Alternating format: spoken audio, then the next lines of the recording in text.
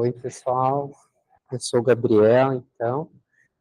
Fui designado para falar do Danger Trial, que avaliou o uso do Impella nos pacientes com choque cardiogênico secundário a infarto agudo do miocárdio. Então, vamos lá.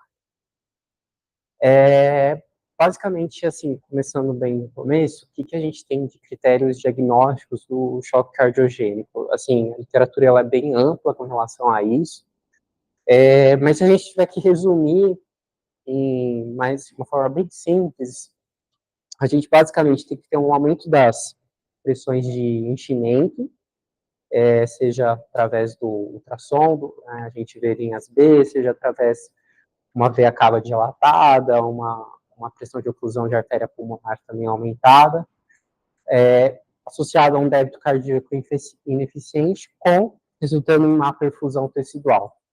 Os principais trials aí que a gente usa para fazer a definição de choque cardiogênico foi o Shock Trial e o IBP Shock também, que avaliou o uso do balão intra-aórtico. Aí tem várias causas de choque cardiogênico, mas a principal é o infarto agudo do miocárdio, correspondendo a quase 80% dos casos. E Philip, lá em mais de 50 anos, mostrou para a gente que mais ou menos 20% dos pacientes com infarto naquela época evoluíam com choque cardiogênico, e num período pré-AS, pré-cateterismo, né, todas as medidas que a gente tem hoje, uma mortalidade intra-hospitalar de 80% desses pacientes. A fisiopatologia, ela é bastante complexa. A gente pode iniciar com uma redução do débito cardíaco, isso causando aí uma ativação do sistema simpático com aumento da resistência vascular sistêmica, e isso gera um ciclo vicioso com aumento da pós-carga e redução da contratividade cardíaca.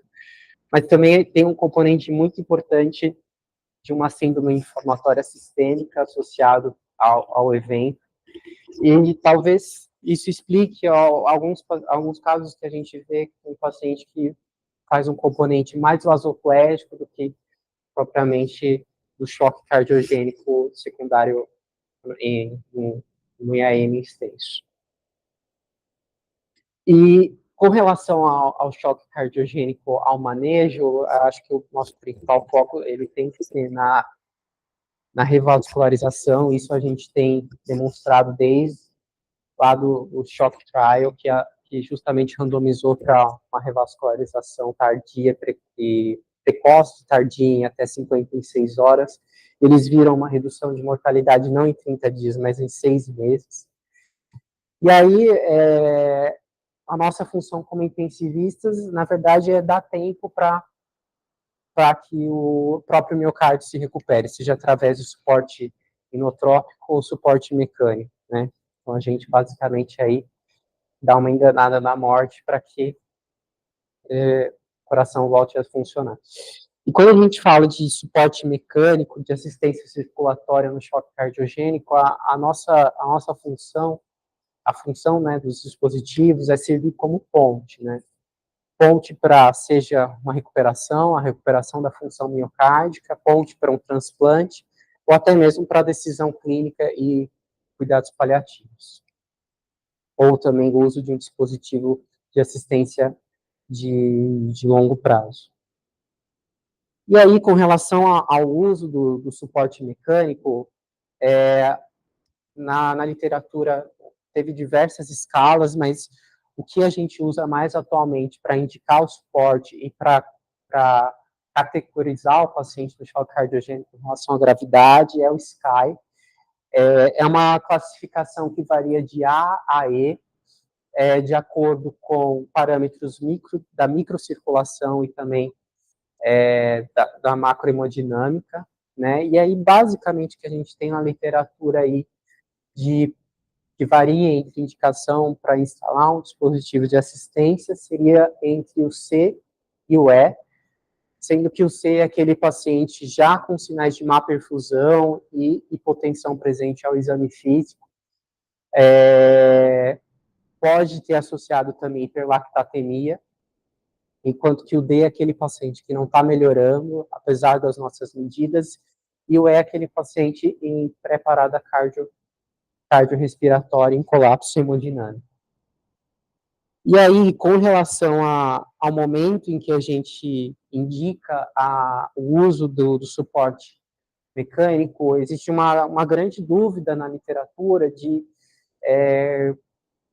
o momento de fazer essa indicação, né? A gente não sabe ainda se utilizar o suporte precoce ou muito tardiamente, isso é válido. Essa é uma figura, né, quando lançou o ELCS Shock, que avaliou o uso da oxigenação por membrana extracorpórea no choque cardiogênico, e ele fala isso, que talvez quando a gente abra esse paraquedas, né, como uma metáfora para o suporte circulatório muito cedo, a gente esteja justamente sujeito a complicações que poderiam não ter acontecido, e quando a gente abre muito tarde, a gente não consegue mudar o desfecho clínico, mas também ninguém é capaz de falar que não há indicação, lançar um trial sem indicação nenhuma de suporte. Isso também, apesar de ser o que eu coloquei aqui na ECMO, mas também é a mesma coisa para a Impella. E aí, com relação aos dispositivos de assistência circulatória, a gente tem os implantáveis de forma percutânea e os implantáveis de forma cirúrgica. Os de percutânea, a gente tem o pulsátil, que aqui basicamente a gente tem o principal representante, que é o balão intraórtico, e os não pulsáteis, aqueles que fornecem fluxo sanguíneo contínuo. E aí a gente tem o Impella, a oxigenação por membrana extracorpórea e o Centrimag. A diferença principal entre a ECMO e o Impella é que, né, o próprio nome já fala, a ECMO ela vai ter uma membrana que é capaz de oxigenar o sangue e ela vai fornecer um fluxo retrógrado, né? Então, ela vai tem uma cânula de aspiração do átrio direito que vai injetar sangue diretamente na aorta, enquanto que o Impella, ele aspira, né? Aspira sangue direto do ventrículo esquerdo, injetando sangue na aorta ascendente. E aí, para a gente falar de como que o Impella funciona, eu preciso revisar alguns conceitos básicos com vocês sobre ciclo cardíaco e a curva PV, né? Então, se a gente lembrar lá do começo, começando assim pela fase de diástole, aqui no C, a gente tem que acontece o relaxamento ventricular isovolumétrico com a saída de sangue do átrio pro ventrículo, desculpa, relaxamento ventricular isovolumétrico, aumenta o volume do ventrículo, que é correspondente à entrada de sangue do átrio para o ventrículo. A partir desse momento, ao fechamento da válvula mitral, com aumento das pressões do ventrículo, até que a pressão se torna maior do que da circulação sistêmica e a abertura da válvula aórtica. Chega até um pico de contração ventricular, onde que há a exaustão do ventrículo, e aqui começa a cair a minha pressão, até que essa pressão se torna menor do que a circulação sistêmica e a válvula aórtica se fecha, e aí começa o relaxamento ventricular isovolumétrico. E aí, quando a gente quer utilizar o inotrópico, a nossa ideia é justamente aumentar o volume sistólico através do estímulo das fibras miocárdicas, e para isso, lembrando, né, que o efeito secundário disso, que aumentando o volume sistólico, eu aumento a área da minha curva PV, e a área da curva PV está diretamente relacionada com o gasto energético miocárdico. Né? Então, ao utilizar medicamentos inotrópicos, a gente inevitavelmente acaba aumentando o gasto energético miocárdico. E aí também, a gente precisa falar sobre o cardiac power, que nada mais é do que a força que meu coração gera para gerar a força contrátil do coração para gerar o fluxo sanguíneo, o volume sistólico. E ele foi descrito, foi descrito muito anteriormente, mas lá, como análise pós-hoc do shock trial, pelo Fink, ele viu que o cardiac power está diretamente relacionado com mortalidade intra-hospitalar, sendo que o valor de corte que ele viu naquela época foi abaixo de 0,6. E nada mais é do que a multiplicação da pressão arterial média pelo volume sistólico, pelo débito cardíaco. Tá? E aí, derivado desse parâmetro também, a gente tem o Cardiac Power Index, nada mais é do que o Cardiac Power dividido pela área da superfície corpórea. E também, nesse estudo, ele viu que também está relacionado com a mortalidade, mas o principal preditor, ali o preditor mais forte associado foi o Cardiac Power. E aí, agora, falando mais diretamente do Impella, vou até colocar o vídeo agora, para ficar um pouco mais ilustrativo.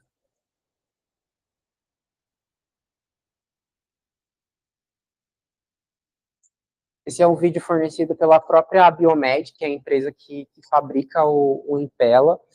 Então, ele nada mais a cavidade dele vai ficar inserida aqui no ventrículo esquerdo, aspirando sangue e injetando diretamente na raiz da aorta.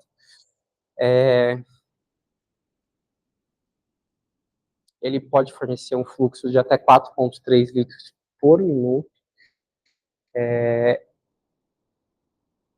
E é como se fosse um acesso de PAI mesmo, não tem muita diferença. E esse é o monitor que eles usam, né? Deixa eu até fazer uma pausa aqui. Aqui tem o fluxo do Impella. Aqui ele mede o débito cardíaco nativo e o débito gerado pelo dispositivo. A pressão, a gente consegue verificar o posicionamento dele através dessas curvas de pressão, que aqui tem a pressão ventricular e a pressão da circulação sistêmica, né? A pressão arterial na raiz da aorta.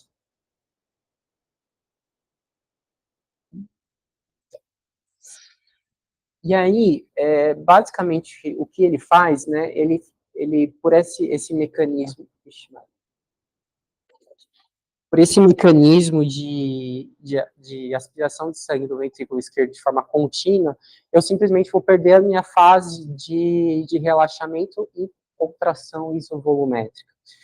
Então, a minha curva PV, ela se torna um formato triangular e ela é desviada para a esquerda.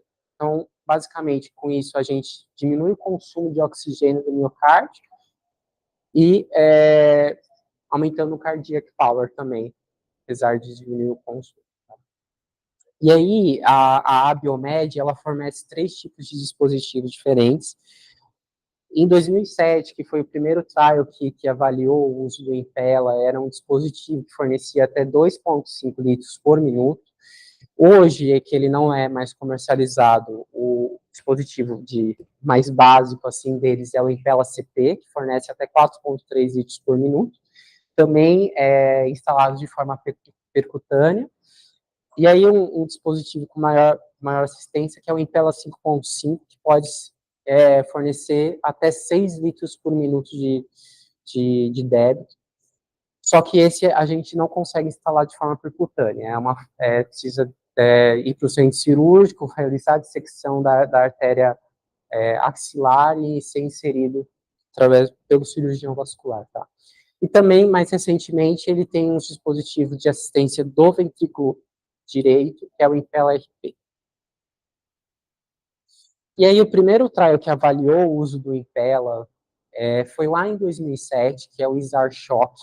Ele justamente avaliou o uso no choque cardiogênico, secundário ao infarto agudo do miocárdio. Foram só 26 pacientes.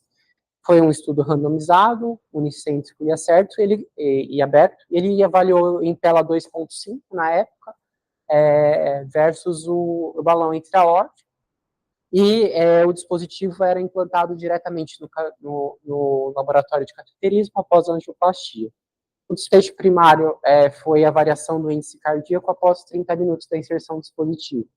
Aqui não mostra, mas eles viram que realmente houve uma variação do índice cardíaco de forma maior do que o balão intra-aórtico. Então, ele promoveu um suporte hemodinâmico mais eficiente do que o balão intra-aórtico. Só que, claro, o estudo não foi feito para ver mortalidade, nem houve essa interação. Só que o que houve foi justamente um efeito adverso bastante importante com relação ao Impella, que é um aumento, que é a hemólise, né? E isso justamente eles mostraram ali, foi maior no grupo intervenção. E aí o segundo estudo foi o IMPRESS. Ele avaliou o uso do Impella no choque cardiogênico por infarto agudo do miocárdio com supra. Foram 48 pacientes, foi um estudo randomizado, multicêntrico e aberto. Ele comparou o Impella CP, que é esse dispositivo mais recente, né, que fornece até 4 litros, 4,3 litros por minuto, contra o balão intra-aórtico. A implantação se deu antes, durante ou após a angioplastia, e ele avaliou a mortalidade em 30 dias, tá? E com relação ao balão intra-aórtico, não houve diferença em relação à mortalidade. E por último, mais recente, a gente teve o Impella Stick, que ele avaliou também o uso do Impella no choque cardiogênico, só que nesses os pacientes obrigatoriamente tinham já instalado o balão intra-aórtico. Eles realizavam angioplastia até 24 horas e eles conseguiram recrutar somente 15 pacientes. A intenção do trial era recrutar mais, mas só conseguiram recrutar 15 pacientes. Foi um trial randomizado, multicêntrico e aberto. Ele avaliou o Impella 5.0, que fornece até 6 litros por minuto de débito, contra o balão mais balão intra-aórtico versus somente balão intra-aórtico. A implantação foi após a angioplastia. E o desfecho avaliado foi a variação do Cardiac Power Index. Nesse estudo, eles não conseguiram demonstrar nem aumento, nem com relação a fornecimento de suporte hemodinâmico maior do balão. Então, foi igual ao balão Impella. Só que houve maior eventos adversos, principalmente sangramento, com relação no grupo intervenção que utilizou o Impella. E aí, finalmente, a gente vai para o Danger Trial. Ele foi um estudo multicêntrico, foram 14 centros na Dinamarca, na Dinamarca, Alemanha e depois Inglaterra. O principal centro ali o principal local foi na Dinamarca, eles recrutaram 215 pacientes, e depois foi a Alemanha que recrutou 135 pacientes. A Inglaterra foi um centro só que recrutou 10 pacientes. Foi um estudo randomizado que comparou Impella versus cuidado padrão, aberto, e o período do estudo foi de janeiro de 2013 a julho de 2023. E ele foi financiado pela Abiomed, que é que fabrica o dispositivo, e pela Fundação Dinamarquesa.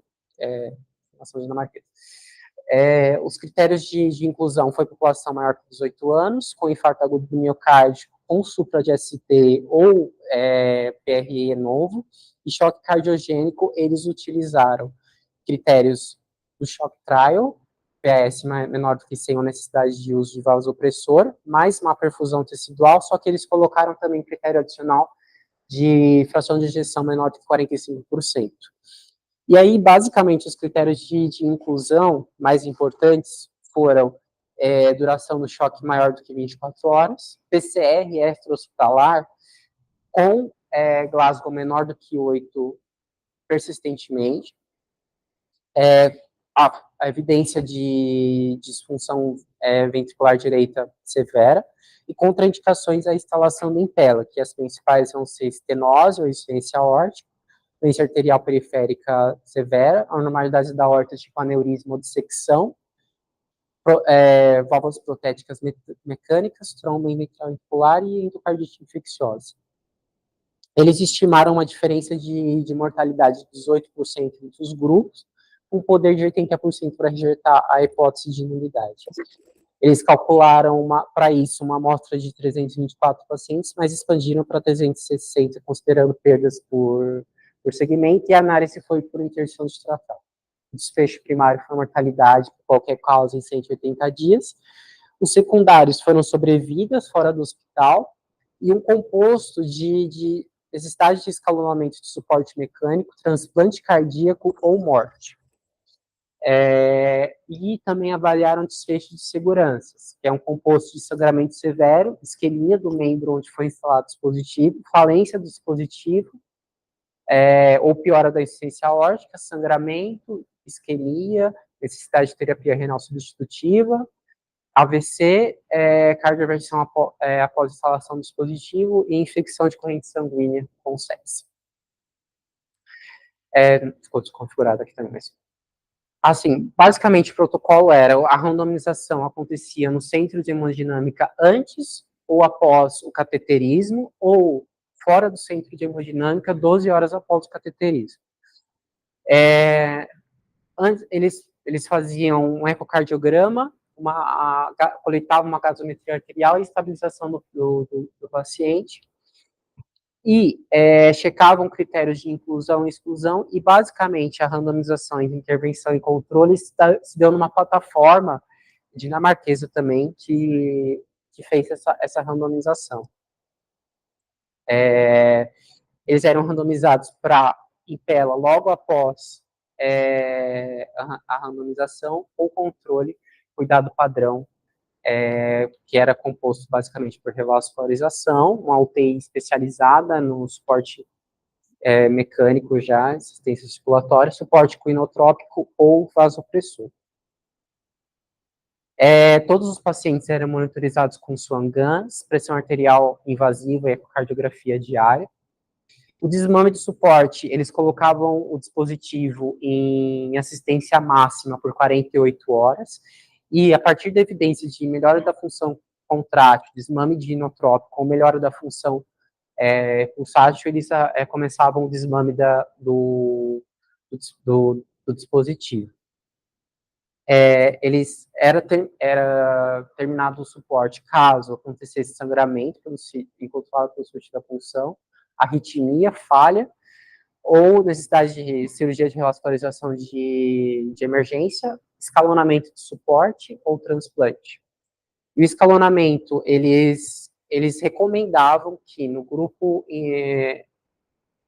controle não fosse feito escalonamento para nenhum outro dispositivo da Biomed, né, o Impella 5.0, o Impella RP, mas não era proibido, e era proibido somente o escalonamento para o Impella CP no grupo controle, e era basicamente ECMO VA ou Centrimag. Eles triaram 1.211 pacientes, 851 foram excluídos, e aí o principal critério de exclusão foi justamente aquele critério de Glasgow menor do que 8 persistentemente considerado cardiorrespiratório, e depois choque de outras etiologias. Foram randomizados 360 pacientes, 180 para cada grupo, 5 retiraram consentimentos após randomização, e houve um crossover de 3 pacientes em cada grupo. Então, 3 pacientes do grupo controle recebeu Impella, e 3 pacientes do grupo intervenção não receberam Impella, tá? Depois aqui a gente vai mostrar que no grupo controle, o crossover, eles colocaram como por falha do protocolo, mas também houve pacientes do grupo intervenção que receberam o Impella por vente na ECMO VA, tá? 4 pacientes no caso. No grupo intervenção, 3 pacientes não receberam o Impella por quebra de protocolo, e os outros casos foram por falência de acesso, por não ter conseguido funcionar, e também teve um caso por aneurisma de secção de aorta. Tá? Com relação às características demográficas, eu queria chamar a atenção que quase 40% dos pacientes receberam ressuscitação cardiopulmonar antes da randomização. A maior parte foi um infarto por parede anterior, e eles estavam na classificação do SCAI-C. A randomização se deu principalmente antes da revascularização, e também, aqui a instalação do dispositivo, ele se deu principalmente no laboratório do cateterismo, antes da realização da angioplastia. Tá? A maior parte da revascularização foi por angioplastia. A média de tempo até a angioplastia foi de 58 minutos no grupo intervenção e 45 no grupo controle, que é bastante explicável, né? Eles instalaram o dispositivo antes da angioplastia. Hemólise ocorreu em 12% do grupo intervenção, e 80% dos pacientes conseguiram desmamar o Impella de forma bem sucedida, tá? 15% dos pacientes do grupo intervenção e 21% do grupo controle precisaram de alguma forma de escalonamento de terapia, que a gente vai ver depois. Uma coisa que depois a gente pode discutir é que 70% dos pacientes no grupo intervenção e 60% dos pacientes do grupo controle utilizaram inotrópicos. Se vocês forem pensar, é um pouco esquisito, né? Um choque cardiogênico, né? Você ter esse número com relação à necessidade de inotrópico, né? Realmente eu esperaria mais. Assim. Com relação à estadia na UTI, foi de 22 dias no grupo intervenção e 11 dias no grupo controle. A média de duração de hospitalização foi de 12 dias no grupo intervenção e 7 dias no grupo controle. Então, houve maior tempo de internação no paciente em intervenção. Contudo, contudo, isso não se demonstrou com relação à sobrevida fora do hospital. Então, a sobrevida dos pacientes do grupo de intervenção fora do hospital foi maior nos que utilizaram o Impella. Com relação ao desfecho primário, houve redução do desfecho primário de forma significativa, estatisticamente significativa. E aí, vendo a curva do Kaplan-Meier, a gente percebe que essa diferença não se deu ali nos primeiros dias da randomização, principalmente após as primeiras semanas, né, que houve essa abertura da curva, com NNT de 8. Só que aí, quando a gente vê, por análise de intenção de tratar, não houve essa diferença estatisticamente significativa. Estatisticamente significativa, desculpa. A principal causa de morte foi por evento cardiovascular em ambos os grupos. Tá? E com relação ao desfecho secundário, que era aquele composto necessidade de escalonamento de suporte, transplante cardíaco e morte, foi menor também no grupo intervenção. Tá? Com relação aos eventos adversos, um composto de sangramento severo, hemólise, foi também maior no grupo intervenção, de forma também cruzando ali o intervalo de confiança. Sangramento severo também, quando a gente avalia de forma isolada, isquemia de membro, e também sepse com hemocultura positiva, também foi maior no grupo intervenção, talvez porque eles ficaram mais tempo na UTI, ou talvez porque tinham mais um dispositivo, e com um NND de 6, número necessário para dano de 6. Então, ou seja, o NND ele é de 6 e o NNT de 8. Tá? Com relação à análise de subgrupo, eu queria chamar a atenção principalmente para... eles viram que parece que houve melhor benefício nos pacientes que permaneceram com uma PM menor do que 63, isso talvez pelo próprio funcionamento do dispositivo, que gera, está descrito que gera um melhor fluxo, e com relação, quando a gente separa pela gravidade do choque, né, na classificação do SCAI, não houve diferença entre os grupos, tá? Aí, para discussão, eu levantei algumas coisas com relação à angioplastia da lesão não envolvida no infarto. Eles realizaram a angioplastia da artéria não culpada, né, em 46% do grupo intervenção e 42% no grupo standard.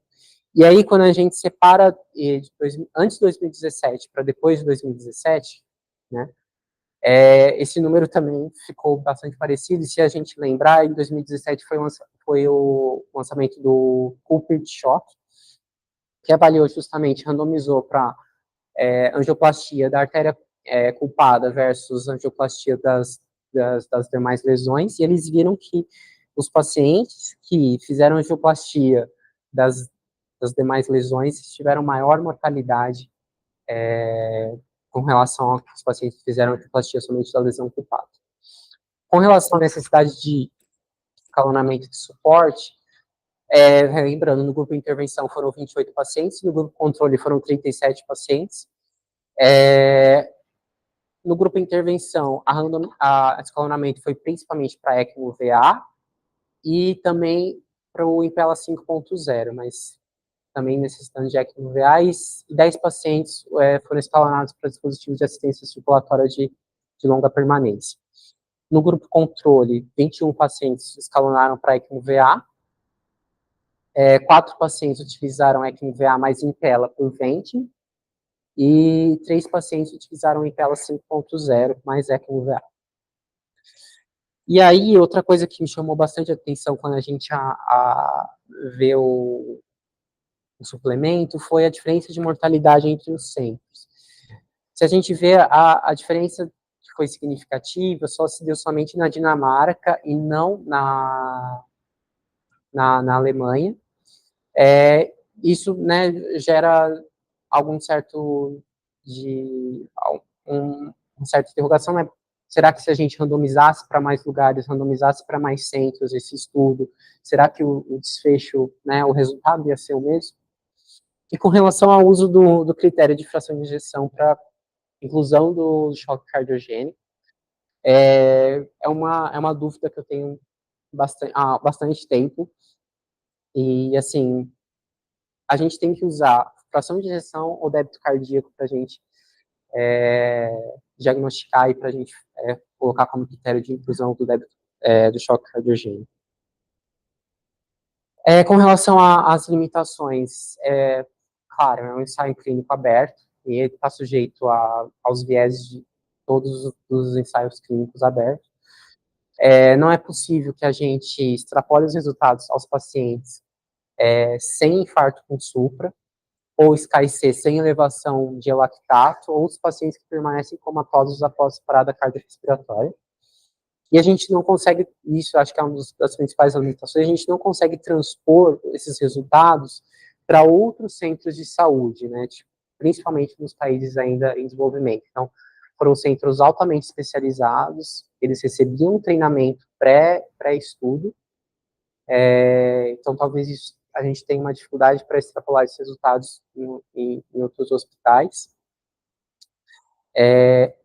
Só uma coisa que eu esqueci, assim, se a gente comparar com relação a custos, né, em relação a Impella versus ECMO, a gente tem aí, alguns anos atrás, o dispositivo do Impella custava mais ou menos ali entre 40 a 50 mil dólares, né, algo que daria entre pelo menos 2 a 3 vezes o custo de uma ECMO em veno arterial, tá?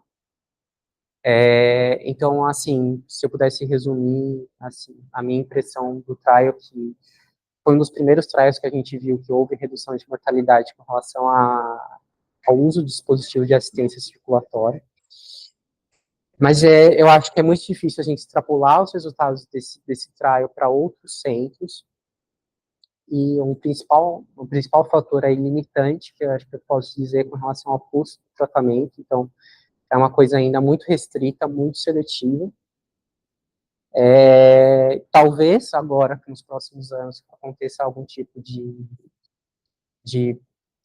barateamento, né, do dispositivo, que talvez viabilize o uso. E a gente também tem que pensar que, apesar de ter uma redução de mortalidade, os eventos adversos associados ao dispositivo também foram bastante altos, e isso não eximiu necessidade de escalonamento de suporte, né? Tanto a gente percebeu que no grupo de intervenção, tanto no grupo controle, houve uma razoável de escalonamento de suporte, tá? Sendo que também eles utilizavam em tela por no máximo 5 dias. Então, se após 5 dias o paciente permanecesse com necessidade de suporte mecânico, suporte hemodinâmico, era discutido em Hartim alguma proposta para tratamento, seja escalonamento para o tipo de suporte, seja instalação de um dispositivo de assistência circulatória de longa permanência a um transplante cardíaco. Isso.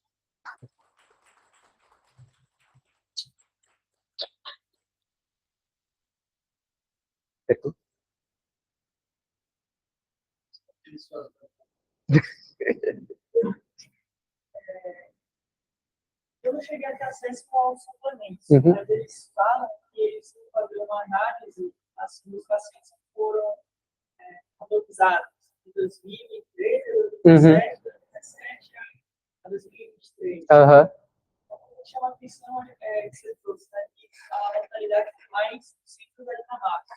E é outra que fala assim que ele conta um pouco a história, que antes o estudo ia ser só na Dinamarca, a dificuldade de conseguir randomizar, começaram depois a randomizar na Alemanha. Então, meio que pelo menos vendo essa informação de que na Dinamarca houve uma diferença de mortalidade. E depois, os ciclos da Alemanha não pouco, e aí talvez mostre aquela coisa que você trouxe. E como é um estudo que começou a randomizar lá de 2013, e aí com o tempo as evidências foram surgindo novos estudos, essa questão de eu já postar a matéria aqui não é comparável, enfim, surgindo novas evidências de fato.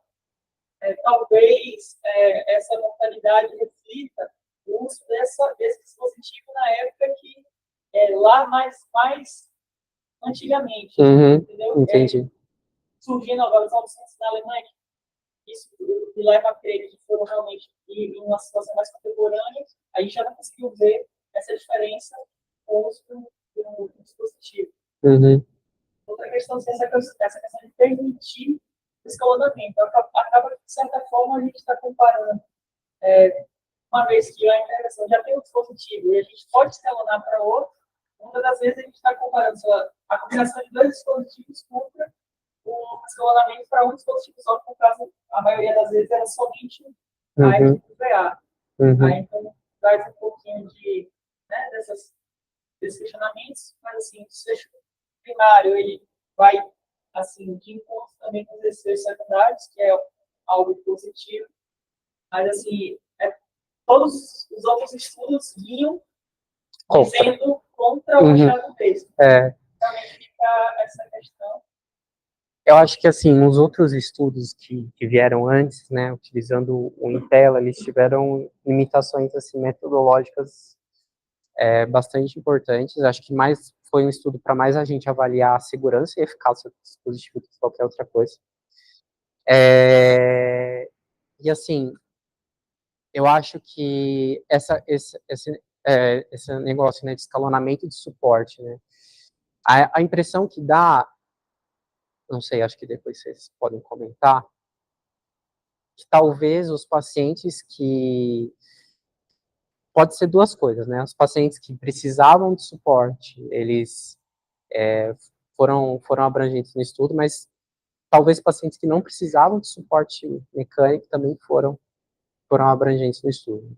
Né? Só aquele gráfico que eu mostrei, né? 70% dos pacientes na internação utilizaram inotrópicos, né? Então, isso eu fiquei bastante...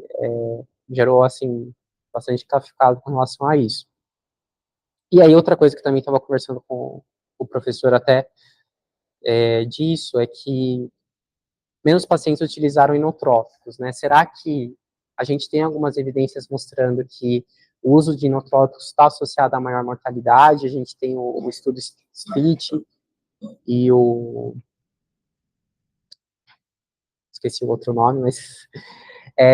e aí você fala assim, mas será que utilizar simplesmente o suporte de assistência circulatória para fazer com que o miocárdio ele fique descansando, né, entre aspas, né, será que isso também não geraria um benefício, né? Acho que também é uma hipótese que a gente tem que discutir.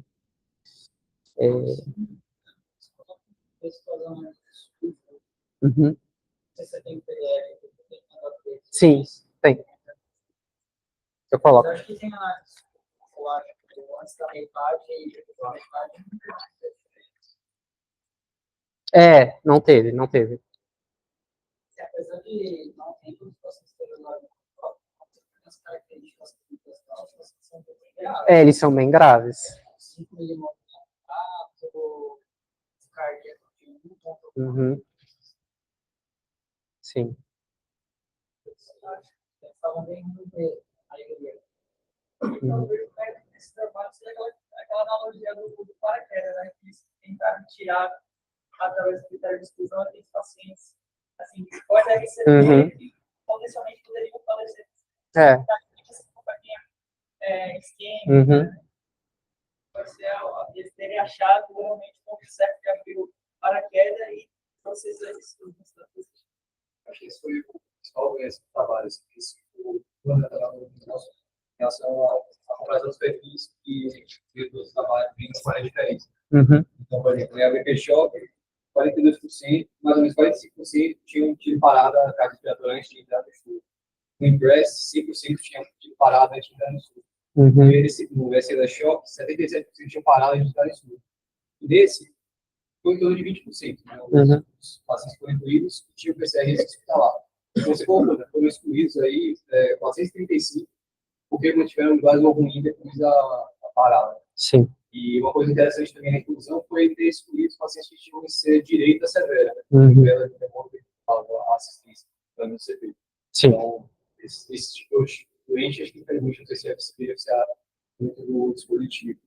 E eu acho que isso leva a um outro raciocínio também, assim, né? O significado do desfecho de mortalidade geral.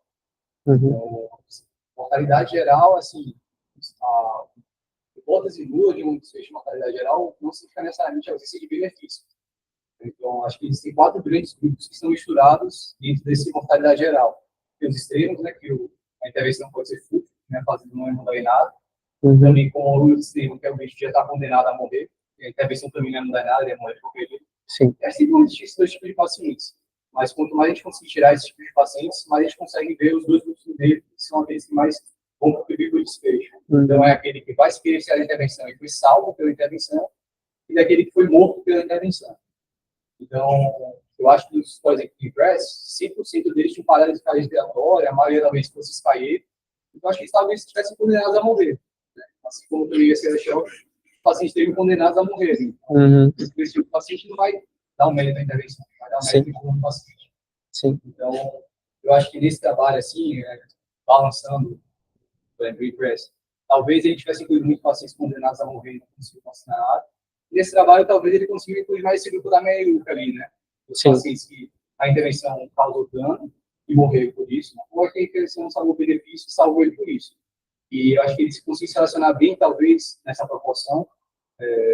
Claro, é muito difícil, principalmente em doenças de alta mortalidade, de você conseguir separar, conseguir escolher essa proporção no meio e conseguir mostrar benefício e mostrar essa proporção no meio. Uhum. Porque às vezes a gente tem a ideia de que, se você tem maior mortalidade, maior gravidade, você tem mais desfecho.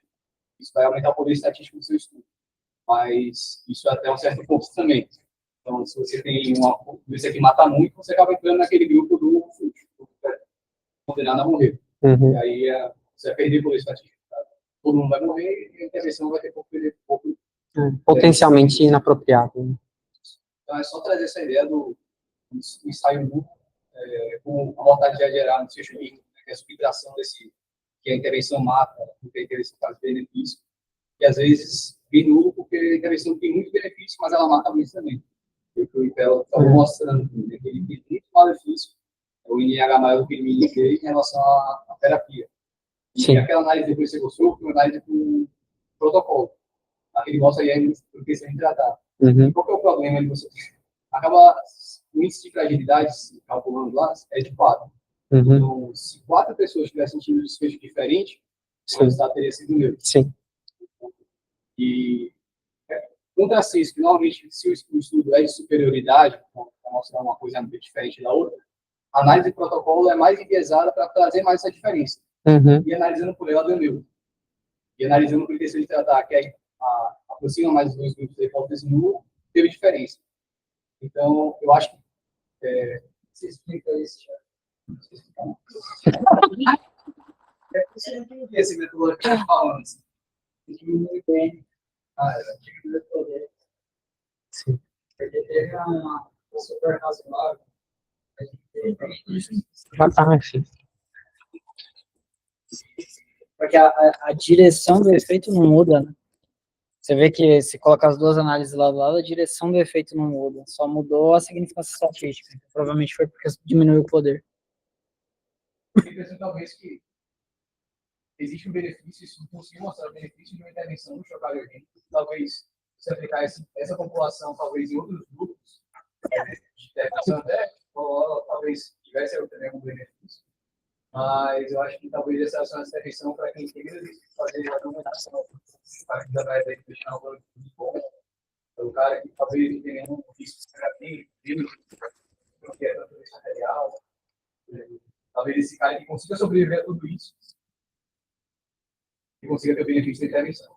Então, acho que uma coisa desse. Eu acho que, assim, apesar de que Não escureceu o desfecho primário deles, que foi redução de mortalidade. Né? Sangrou mais que não Vai, né?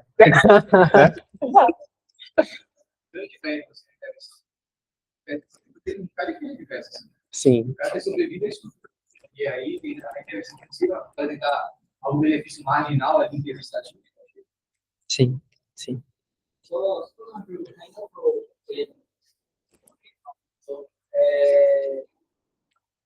Você falou da questão de terapia de resgate lá. Como que você desenharia esse estudo para não permitir crossover? Do tipo, de que forma você conseguiria fazer esse estudo sem permitir que o grupo controle tivesse um tratamento de resgate em caso de morte iminente? Na verdade, eu pensaria no intervenção não podendo escalonar, não no controle. Eu penso mais nessa questão, assim. Entendeu?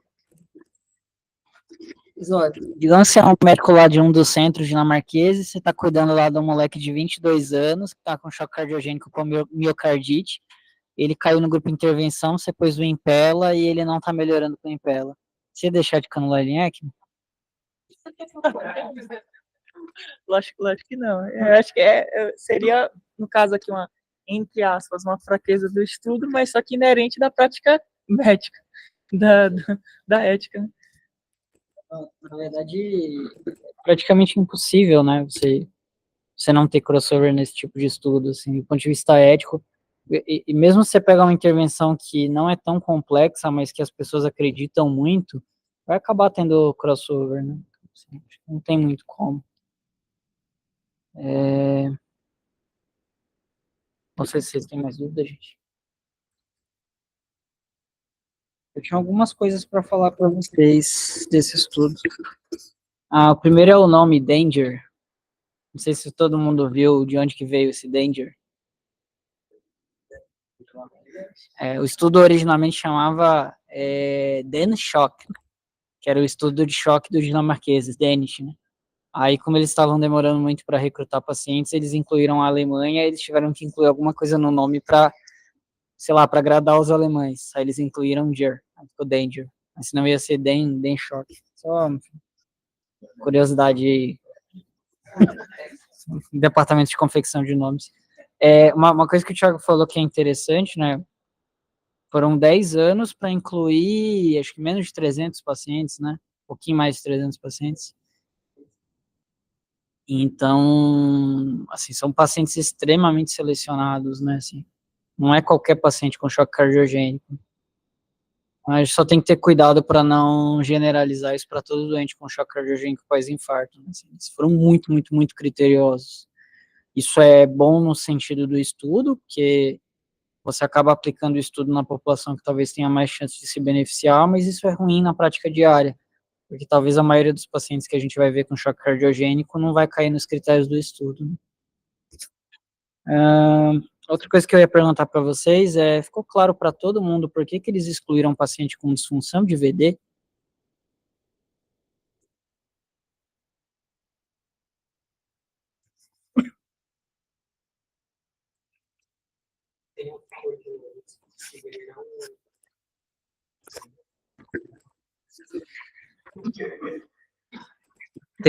Tem um fator que o dispositivo ele não dá assistência circulatória para o VD, né? Tem isso. Mas também acho que próprio, se você for pensar assim, até na fisiopatologia da questão do funcionamento do dispositivo, ele gera uma descompressão do ventrículo esquerdo, né? Talvez isso poderia até auxiliar com algum grau, auxiliar a descompressão também do VD, se for pensar.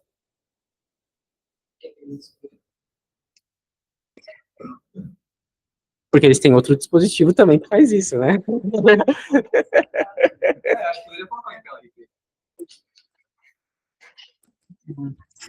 Só depois vocês pegarem, acho que no finzinho lá da introdução que você fez, tem um slide que tem os suportes todos, né?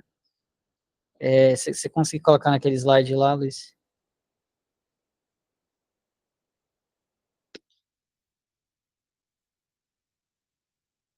Aí, interessante, assim, de todos esses dispositivos que eles colocaram aí, o único que dá suporte de verdade para o VD é a ECMO veno arterial, né? Porque você tira do lado direito e devolve do lado esquerdo. Os dispositivos que trabalham só com as câmaras esquerdas, o Impella, o Centrimag principalmente, eles não apenas não descomprimem o VD, como eventualmente, isso é mais descrito com o Centrimag, mas em teoria pode acontecer com o Impella também. Teoricamente, eles podem até piorar a função do ventrículo direito.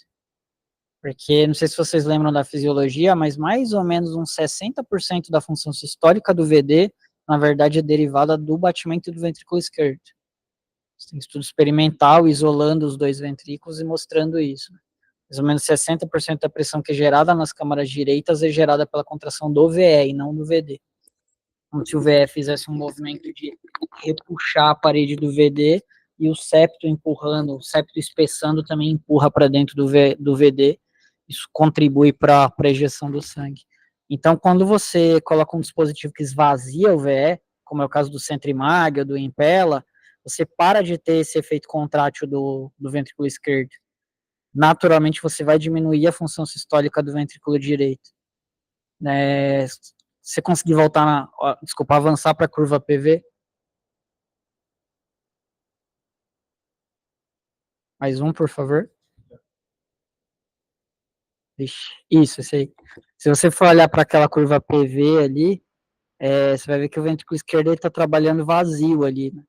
Então, se você tira essa função contrátil do ventrículo esquerdo, o ventrículo direito ele acaba sentindo. Tanto que até 30%, 40% dos pacientes que põem assistência ventricular mecânica exclusiva para ventrículo esquerdo, eles podem evoluir com disfunção de VD grave e ter que fazer uma transição para um suporte biventricular. Então, se o doente já tem disfunção ventricular direita de base, a sugestão da literatura seria ou você colocar em ECMO VA, ou se for usar suporte mecânico, você usar suporte mecânico biventricular desde o início, que seria uma bomba para o VD e uma bomba para o VE. Só para lembrar isso. Isso novamente, isso é particularmente importante se o paciente já tem disfunção do VD. Né?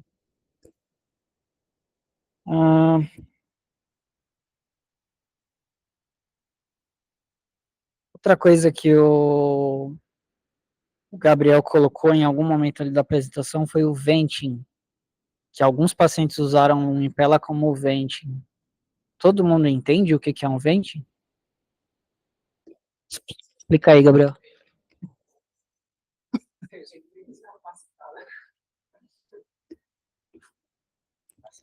Palavras leigas.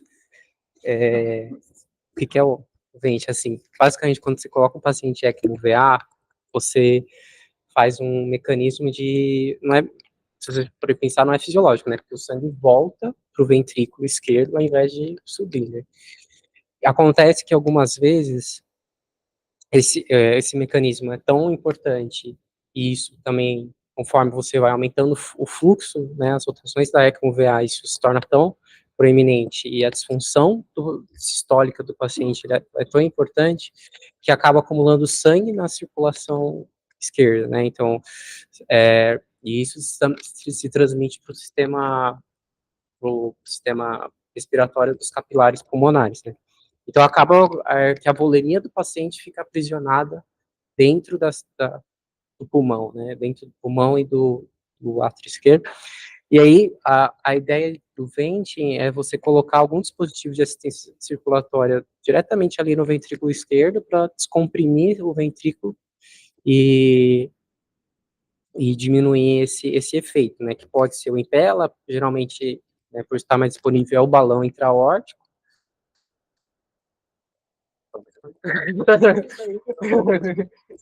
Só lembrar que você vai aumentar a pós-carga, né, com a ECMO VA. Então, dependendo se a função sistólica estiver muito ruim, o sangue fica todo parado dentro do VE. Só que tem um risco de gerar uma trombose maciça dentro do ventrículo esquerdo. O sangue coagular ali dentro, por estase mesmo. E então, assim, não são todos os pacientes que precisam, mas em geral é algo que você tem sempre que estar atento em ECMO VA. Se a válvula aórtica está abrindo, se o coração está conseguindo ejetar o sangue. Eventualmente, se o coração começa a ficar muito dilatado, o paciente começa a ficar extremamente congesto, você vai precisar de alguma estratégia de venting. No mundo real é o balão, que é o que todo mundo tem, mas em teoria o Impella ele pode ser considerado também. Teve recentemente o Unload, que eu não sei se vocês chegaram a discutir. O Unload ele usava um venting, que era um catéter, era como se fosse uma cânula de ECMO, que era implantada por hemodinâmica por via transeptal. Então, você passava pela veia, chegava até o átrio direito, furava o septo e deixava uma cânula dentro do átrio esquerdo. E aí, parte da drenagem da ECMO era a drenagem venosa, parte da drenagem da ECMO era a drenagem do átrio esquerdo. Ele juntava tudo isso e devolvia na artéria. Né? Eles testaram isso, não foi melhor do que não fazer esse tipo de venting, mas é uma possibilidade também. E, eventualmente, se você está dando suporte com ECMO VA e já está com venting e o paciente ainda assim fica muito congesto, eventualmente você tem que considerar fazer uma VVA, né? Eventualmente você considera dar suporte tanto respiratório quanto hemodinâmicos, também é uma possibilidade. Que mais desse estudo? Acho que o custo você já trouxe, né? Acho que a grande limitação dos resultados do Danger é que é um dispositivo que é muito, muito, muito, muito, muito, muito, muito, muito, muito caro, assim. Mesmo em hospital particular de ponta aqui de São Paulo, é muito raro a gente ver usar o Impella, porque é muito mais caro que a ECMO, fica muito menos tempo, tem bastante efeito colateral, assim como a ECMO. Assim, imensa maioria dos pacientes que evoluem com choque cardiogênico refratário acaba ganhando ECMO veno arterial, eventualmente se for ponte para transplante, e eventualmente sem trimag. É muito difícil, eu confesso que eu nunca vi Impella, eu acho que a Lívia, por exemplo, no Samaritano, acho que deve ter visto 1 ou 2 na vida. E, enfim, a Lívia, né? A impressão que eu fico do Danger é que ele é um estudo, assim, ele é um patinho feio, vamos dizer assim, né? Todos os estudos recentes de ECMO veno arterial, eles foram negativos. Todos os estudos recentes de suporte mecânico, seja na parada, seja só choque cardiogênico, eles foram negativos. E aí você tem um único estudo que é positivo, com um número pequeno, feito em menos centros de referência. Eu preciso ser convencido, sabe? Eu preciso de mais estudos apontando na mesma direção, mostrando benefício, para poder considerar, assim, pensando como um gestor, né? Vou comprar um Impella, vou começar a usar o catéter. Pensando como um gestor, eu precisaria de mais dados para ser convencido antes de mudar da ECMO veno arterial, que é o suporte que a maioria dos lugares tem, para o Impella, sabe? Minha impressão final foi essa. Acho que é isso, gente, que eu pensei. Não sei se vocês têm outras dúvidas, querem perguntar outras coisas para o Gabriel.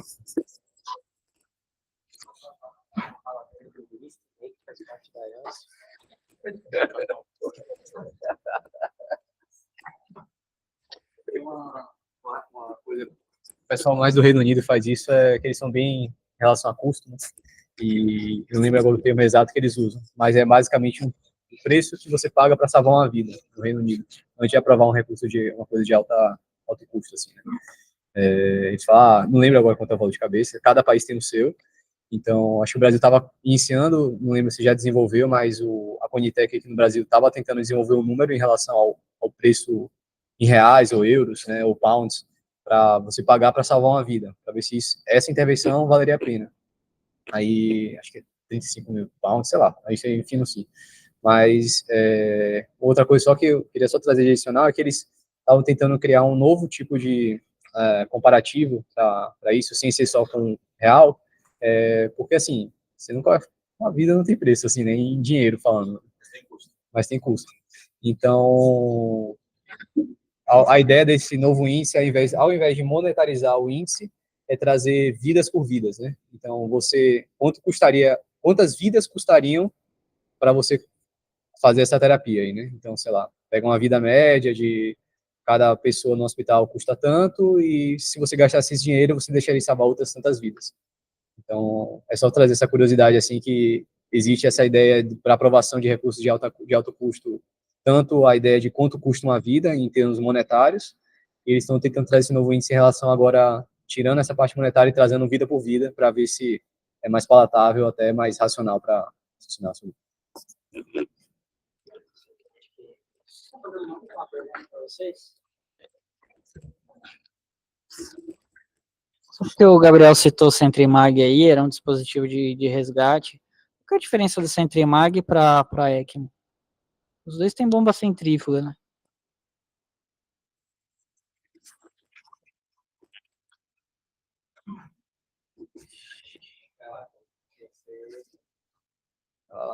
A inserção é venosa, né? E fazer é transeptal.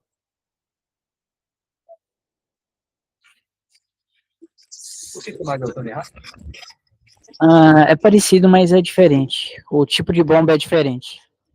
Mas se você pensar numa ECMO vena arterial com implantação central, com canulação central, imagina aqui você está puxando sangue da cava superior, com duas cânulas, uma na cava superior e uma na cava inferior, implantadas pelo cirurgião cardíaco, e está devolvendo sangue na aorta, também por uma cânula implantada pelo cirurgião cardíaco. Isso é muito parecido com o desenho da Centrimag.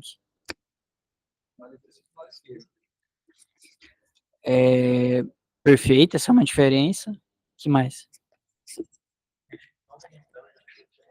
Perfeito. A principal diferença é essa, você não oxigena o sangue, né? Você oxigena o sangue na ECMO porque você está tirando da direita e devolvendo na esquerda, né? Então, se você não oxigenar o sangue, você gera um shunt direita e esquerda, né? Na Centrimag você só dá suporte hemodinâmico, você não dá suporte respiratório também. Aí, o que eventualmente acontece é isso, se você precisa de suporte biventricular, você põe uma Centrimag com as cânulas drenando da cava ou drenando do átrio direito e devolvendo na pulmonar, e põe uma cânula ou no átrio esquerdo ou na ponta do ventrículo esquerdo, drenando o sangue dali e devolvendo na aorta. É para fazer os dois. Aí você tem dois suportes mecânicos e o pulmão faz as trocas todas. O coração fica todo picotado. Depois eu mando no grupo para vocês. Recentemente o Dalton mandou uma imagem para a gente de um paciente deles lá em Salvador que estava usando suporte biventricular mecânico. Vou mandar a foto da bomba como fica.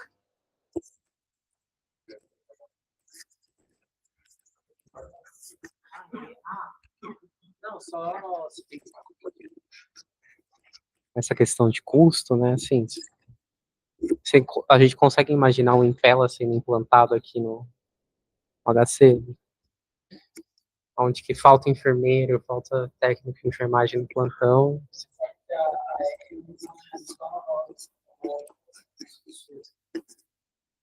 Não é um procedimento claro.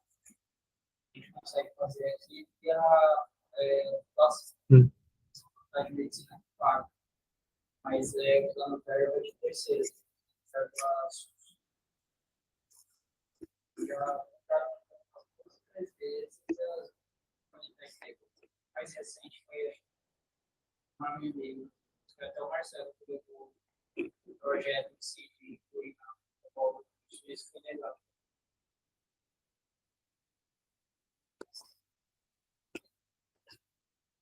Então você imagina uma Impala que custa 3 vezes mais. Pelo menos menos de 3 vezes mais, talvez a mortalidade seja menos 10%.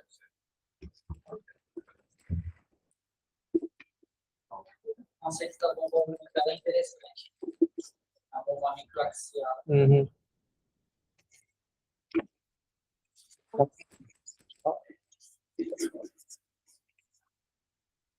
Acho que se vocês não tiverem mais dúvidas, vamos almoçar, né?